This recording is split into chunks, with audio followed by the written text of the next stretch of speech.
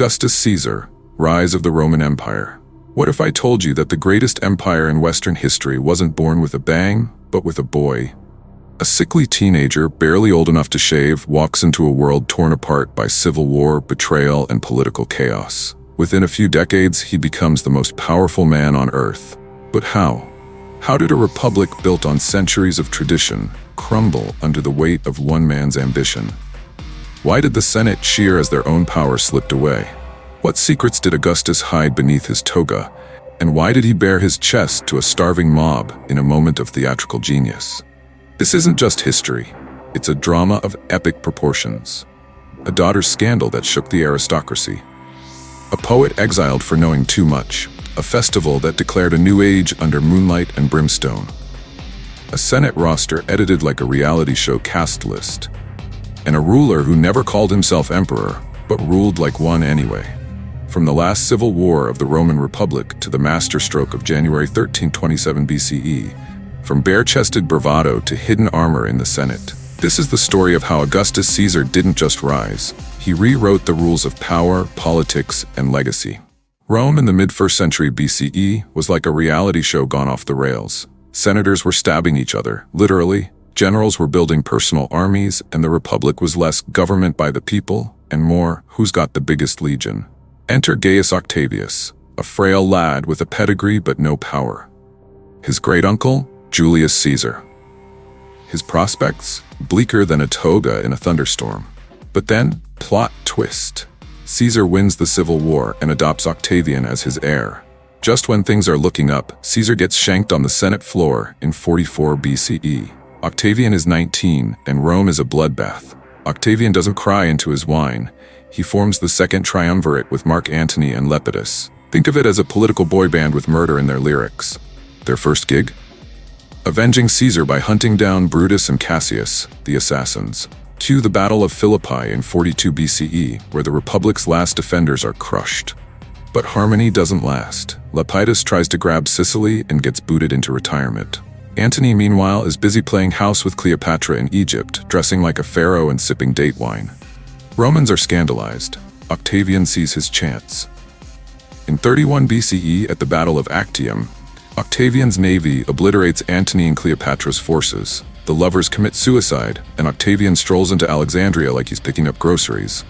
Egypt is now Roman. The Republic? Toast. Octavian returns to Rome a hero. But he's no fool. He's read Caesar's obituary. So he walks into the Senate on January 13, 27 BCE and performs the greatest political striptease in history. He gives up his powers. The senators gasp. The people cheer. He's restoring the Republic, they cry. Spoiler, he's not.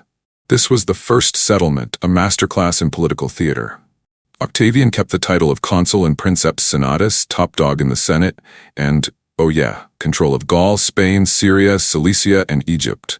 That's 20 of Rome's 27 legions. He could raise 30 more from veterans. So yes, he gave up power like a dragon gives up fire.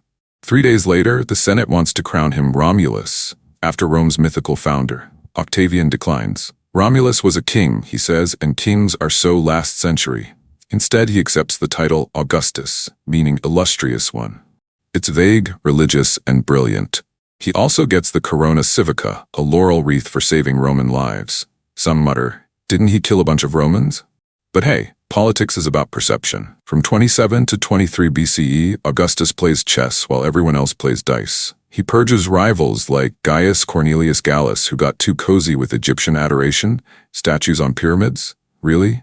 Gallus is fired and forgotten. Marcus Licinius Crassus, grandson of the triumvir, tries to dedicate enemy armor to Jupiter, an act that might outshine Augustus. He's allowed a triumph, but then quietly sidelined forever. Augustus also starts grooming his nephew Marcellus. People whisper nepotism, but he's too powerful to challenge, until the trial of Marcus Primus. Rome was still simmering from political purges when Augustus faced not one, but two conspiracies. First, Murana's plot fizzled into executions. Then came Ignatius Rufus, who thought he could outfox the fox. Spoiler, he couldn't. He and his supporters were purged faster than a bad amphora of wine. Then, in a plot twist worthy of a soap opera, Augustus and his heir Marcellus both fell gravely ill. The princeps, believing his toga days were numbered, summoned his inner circle. In a move that screamed, "I'm not a tyrant, I swear," he handed his signet ring to Marcus Agrippa, his BFF and general extraordinaire, and gave the military rosters to Calpurnius Piso, a Republican and former Brutus fanboy. It was a political olive branch dipped in honey. This act of bipartisan delegation restored Augustus's image.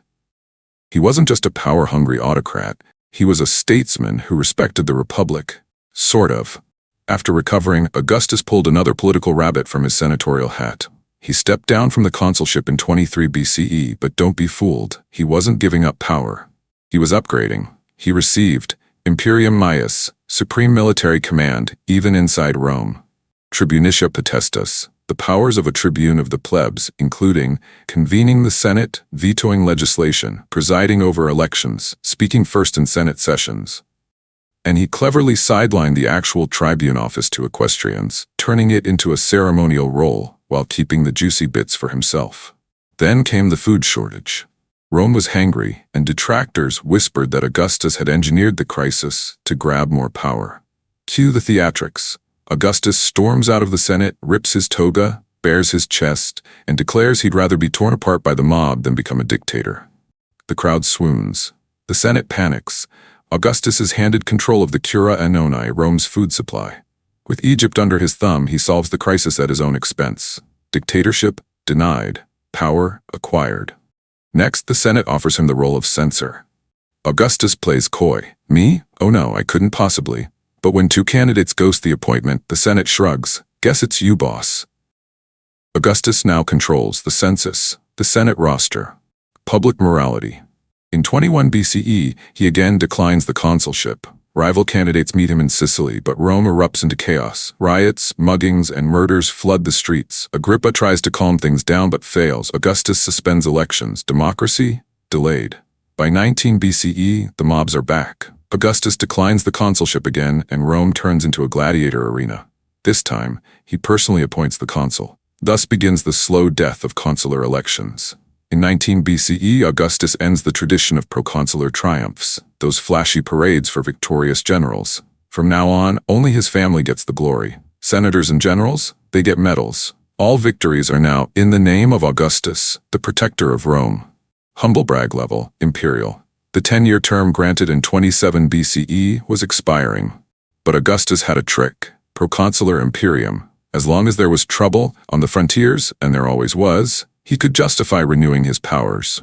The Senate obliged, extending his term and Agrippa's too. Augustus and Agrippa revised the Senate. Wealth requirement raised from 400,000 to 1,000 sesterces. Number of eligible families cut to 600. The first attempt, drawing lots, was a disaster. Corruption ran rampant, so Augustus changed tactics, letting disbarred senators return and personally selecting the rest. He even wore armor under his vestments to Senate meetings, fearing assassination. Talk about dress code anxiety. He also donated funds to keep families eligible, banned equestrians from wearing senatorial purple, made himself the gatekeeper for new senatorial candidates. In 13 BCE, he reduced the vigintis ex viri, lesser magistracies, from 26 to 20, tightening control over the path to Senate candidacy. In 5 CE, Augustus passed a law. Only senators and equestrians could sit on electoral commissions. Translation? The common people were officially out of the loop. Elections became ceremonial. Augustus had turned the Republic into a monarchy in all but name. Despite having more titles than a Netflix series, Augustus wasn't all about hoarding power. No, he was a generous godfather of governance. To keep the Senate from feeling like a glorified audience, he tossed them a bone. Commissions. These weren't your average committees. They were elite squads of toga-clad troubleshooters tasked with overseeing the first firefighting corps, because Rome was basically a flammable Pinterest board, maintaining aqueducts, hydration is civilization, restoring temples and public buildings, because even Jupiter needs a fresh coat of marble, declaring public property, and occasionally accidentally annexing private estates. The crown jewel? A rotating focus group of 21 senators, including 2 consuls, a praetor, a tribune, an aedile, a quaestor, and 15 others. They rotated every 6 months or a year, except Augustus and Agrippa, who were permanent fixtures like the empire's decorative columns. This group helped Augustus test drive policies before unleashing them on the full Senate. Think of it as Rome's first beta test. To spread the prestige around, Augustus shortened the consulate term to 6 months, doubling the number of senators who could strut around saying, "I was consul once." But then came the scandal of 2 BCE. His daughter Julia, the imperial it girl, was caught in a web of affairs with multiple senators. Cue the hypocrisy alarm. Augustus had passed strict anti-adultery laws, and now his own daughter was starring in a tabloid-worthy drama. Rather than sweep it under the mosaic floor, Augustus made it a public trial before the Senate. The outcome? Rigged tighter than a gladiator's belt. But it set a precedent. The Senate could now hold trials for political crimes, even against its own. Augustus also flexed his new favorite muscle, exile by edict, which he used on the poet Ovid, who may or may not have been involved. Ovid's poetry got a lot steamier after that. In 17 BCE, Augustus declared it was time for the Ludus Seculares, an ancient Etruscan festival held when no one alive remembered the last one. Translation: I'm starting a new age, and you're all invited. The festivities included circus games, minus the clowns plus lions, theater performances, Shakespeare hadn't been born yet so Horace filled in, animal sacrifices, PETA would not approve, moonlit rituals led by Augustus and Agrippa, standing before a bonfire of pitch and brimstone like Roman rock stars. On the final day, Horace delivered a panegyric sung by 54 youths in the Temple of Apollo. It was Augustus' way of saying, I'm not just your ruler, I'm your destiny. In 12 BCE, the ex-triumvir Lepidus finally died. He'd been clinging to the title like a stubborn olive, and Augustus claimed the role of Pontifex Maximus, Rome's chief priest. The election was a spectacle. Romans from across Italy flooded into the city. Augustus was anointed as the god's favorite mortal. He restored the priesthood of Jupiter and the Flamen Dialis, vacant since Sulla's reign of terror. He moved the official residence of the pontifex to his palatial estate and appointed Livia, his wife, as keeper of the sacred flame at the shrine of Vesta. It was a divine power couple moment, like Beyoncé and Jay-Z, but with more incense. On the 5th of February, 2nd of BCE, Augustus was granted the title Pater Patri, Father of the Country. Only 3 men before him had received it, Camillus, Cicero, and Caesar. And most importantly, Romulus, the mythical founder of Rome. This was Augustus's mic drop moment. He ended his Res Gestae, his autobiography, right there. I came, I saw, I fathered the nation. Augustus didn't bulldoze the republic. He renovated it. Every power he claimed was wrapped in the warm blanket of mos maiorum, the Roman tradition. He made it look like he was preserving the old ways while quietly rewriting the rulebook. His genius lay in using existing institutions to justify new powers, creating ad hoc measures that looked temporary but became permanent, avoiding the title of emperor while wielding all its power. He wasn't a tyrant. He was the Senate's best friend, the people's protector, and the God's chosen. And he did it all with a smile, a sacrifice, and a Senate roster edited like a gossip column. Augustus didn't rule alone. He was backed by veterans he'd settled across the empire, equestrians he'd promoted, senators he'd pardoned and empowered, colonies that produced new magistrates and officers. These men diversified the Senate, elevated new patrician families, and ensured that Augustus's legacy wasn't just marble statues. It was a living, breathing bureaucracy. If you've enjoyed this thrilling journey through the rise of Augustus Caesar, packed with scandal, strategy, and Senate drama, don't forget to support the empire of storytelling. Follow our channel, subscribe, and click that notification bell so you're the first to know when we drop more gripping tales from history's most dramatic chapters.